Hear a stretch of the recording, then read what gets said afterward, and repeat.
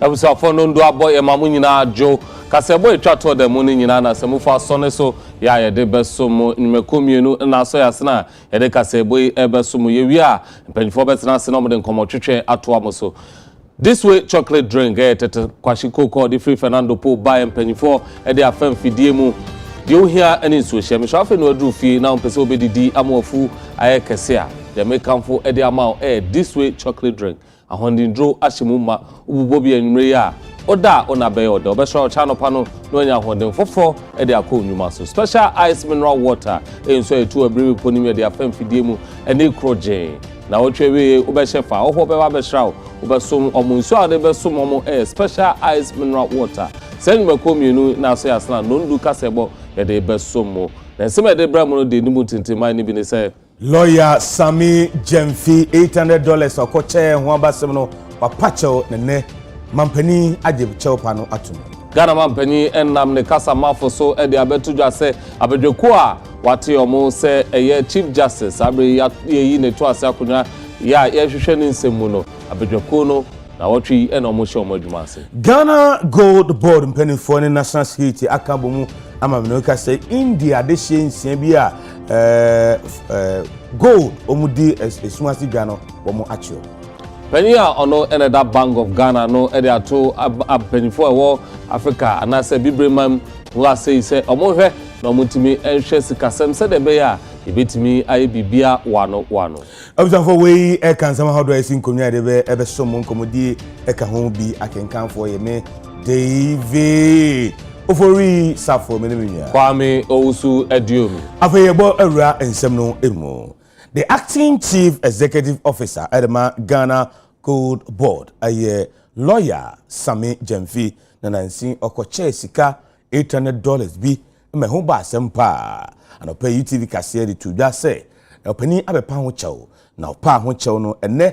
nsa beto dwa che say Ghana mampani His Excellency John Dramani Mahama aje ne chew pa no atomu na ura Felix kwache ofusu so afọ kasa edema mampani one day sansemi etuda. In the last few days, there has been some matters relating to the acting chief executive officer of the Gold Board, Mr. Sami Jemfi, regarding a video that emerged of some interaction with Agrada. You would recall that in the immediate aftermath of the emergence of the video, Mr. Sami Jemfi promptly issued an apology in which he expressed regret over the matter and took on board public concerns raised overseeing. A day after that, the chief of staff summoned him to the presidency to learn about what transpired. The invitation was honored by Mr. Sami Jemfi. He indicated to the chief of staff what his side of the story is, what explanation there is for what we all saw in the video. At the time, President Mama was out of the country, so he had to be briefed on the discussions held with Mr. Sami Jemfi by the chief of staff, and he has been briefed. Now, the view is that to begin with, the presidency acknowledges Mr. Sami Jemfi's immediate act of contrition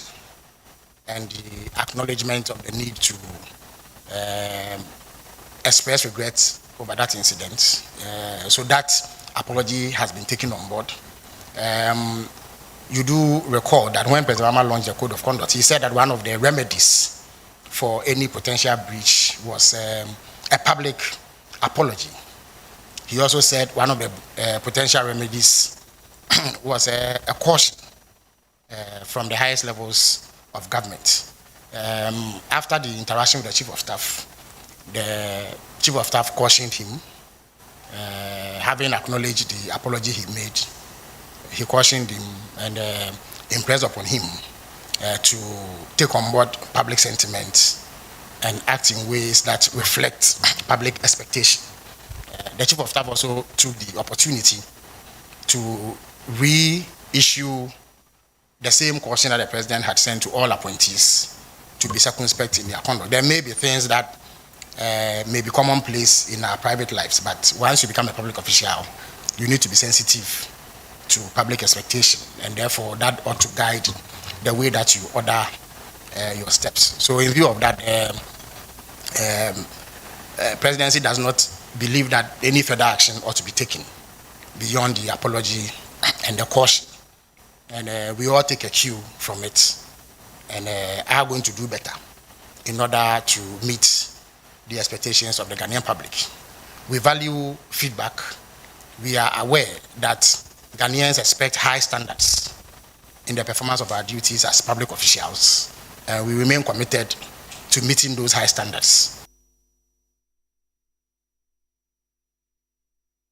Ghana man penny ejina ne kasa mafo so e de abetudwa se abedweku a yate omo se omo ena hwehwe eye enkane Chief Justice Gertrude Esaba Togonu ensemu no na wotwi anase ochina nyameboa ena abedweku e hyase atena se no ma adi omudwuma na ochemu se ojina Ghana mamraso Constitution no Article 146 ena ode atisa committee na committee ombetena se empre dodo miensa e na wotwibie mu kopem se omude omudwumadi ebebawie na ochemu se committee no etena se na omudwumadi nyina wie a omude omunsem ene nsema omude abano bewa beto Ghana man His Excellency John Dramani Mahama nim semekaiwa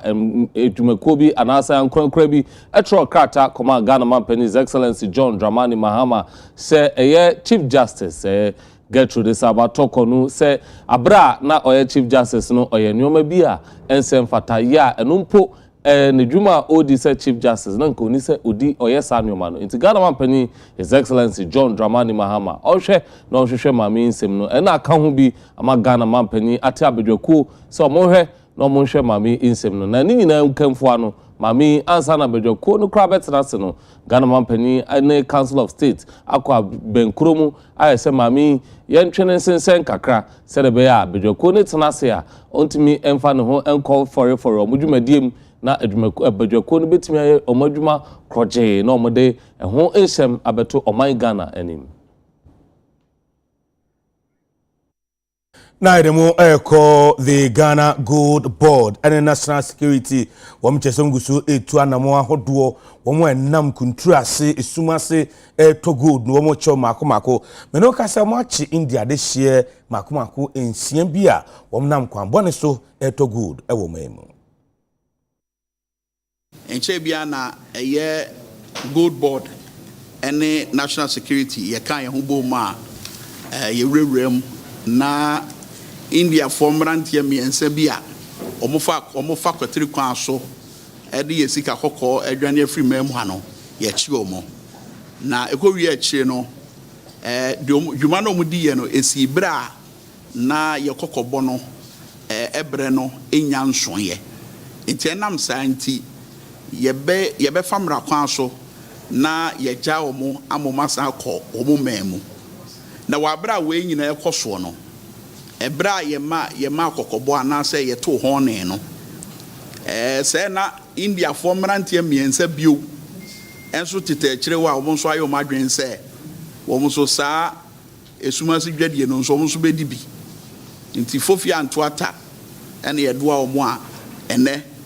emra no ene omo die omo ne mrantie ya omo ha mo afidie edo omo so omo da munyina mo afidie so amohwe ewo mu fie na yegina emrantie yi chie yi ho asem ede kokobo abo bia titiriu amanonefo no se eba sika kokko dwadie ne dia eye Ghana fonko a ena fenso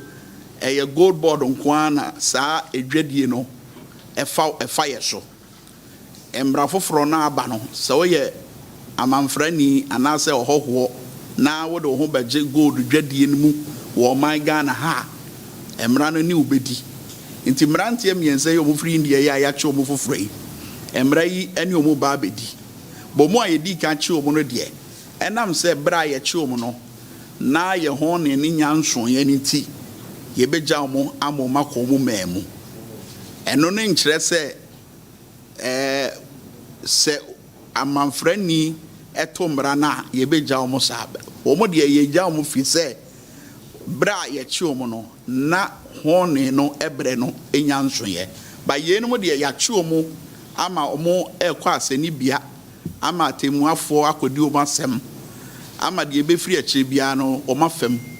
se de beye enhwesode e de achi obia se emra foforo na awo gold board no enya agoro bi ene e ba abedi ti egina wesu asisudua se wo ye Ghana ni na obedi obroni bi adim ato mra na emra ne obedi senso obroni kokko a wofuru manmu obetena manmu ha yes oba abedane ye mra no abutu a emra no ene obedi no nyonyonyo ebi sika kokko ba ne dodowo mu no ye ntimi emfanche enam se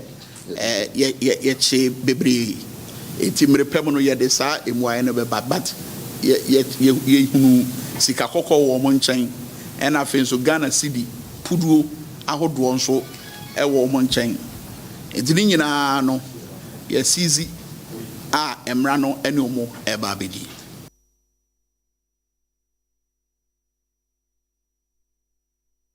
Openya ono na da Bank of Ghana no ede atu dwase empanifo a anasa amahodo enkankan bibremu ase empanifo no omonhwe na omontimi emmoa na omontimi endi dwa yi se de be ya anasa omontimi ntoto omo ne oma yi se de be ya edwade a yedi ewo bibremu ase no ebetimi afa ne ntampa efra eye ora Dr. Johnson Esiama ede nsemu nyina to dwa ene ewo abra adwumadi ekoso eye Third Eye Africa Policy Forum okokasa ewo ase. Fully realize the vision of One Africa, One Market, we must scale our efforts through continental coordination. This means harmonizing regulatory frameworks, fostering interoperability across financial infrastructures, and building trust and transparency across jurisdictions. And I must emphasize that no single institution, no matter how well resourced, can drive this transformation alone. This forum therefore represents a unique opportunity to build this shared momentum. The sessions ahead will address key levers for driving Africa's digital financial integration. And let me specify a few. For example, attracting sustainable investment into fintech and digital finance. Secondly, aligning regulatory approaches to unlock cross-border payments.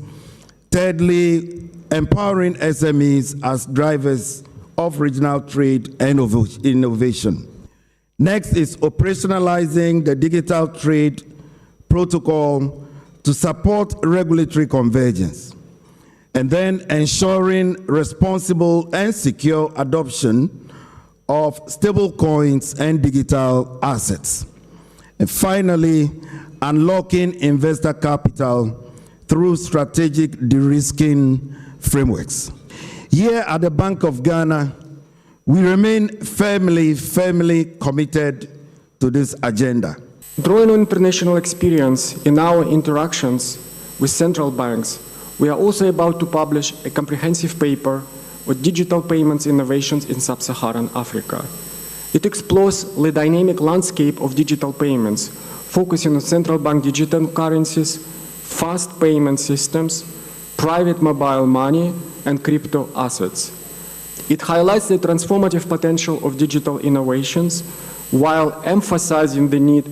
for strategic planning and robust regulatory frameworks. Dwadifo bebree ewo ye man mu ene Africa fanan na etoda omo challenges eba ne se ombeton omo niam ne omo ne omo counterparts ene omo customers of other countries ebe transact because na sikasem no den in terms of regulatory limits and limitations ho enti no enne kita hu ye di se de be ya ye betimi ama aye easy kakra mo said the bay be safe. Nebit me a bo, so no more Juma no money on Pumsio. A Jumabia or wha, say a keto, say a casio. Yan the customers and get a kuba conquem. And say, yes, so I policy no see it me bo more day, share papa to quite more. Almost a bit me, Eddie and ye, no more Buacruno, and yen Pumtium.